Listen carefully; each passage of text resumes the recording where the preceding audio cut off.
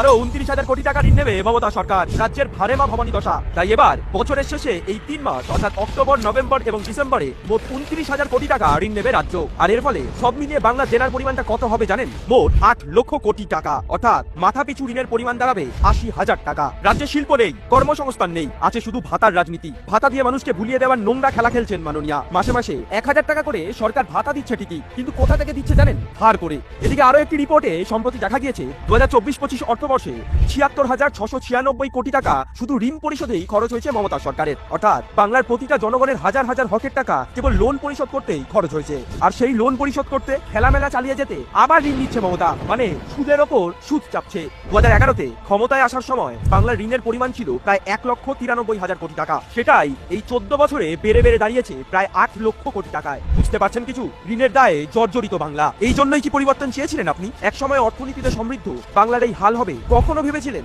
বাংলায় শিল্প চাই, কর্মসংস্থান চাই, আর এর জন্য এই সরকারের পরিবর্তনই একমাত্র উপায়। বাংলাকে ঋণে ডুবিয়ে দেওয়া এই তৃণমূলকে এবার বিসর্জন দিন। 26-এর নির্বাচন তৃণমূলের হবে বিসর্জন।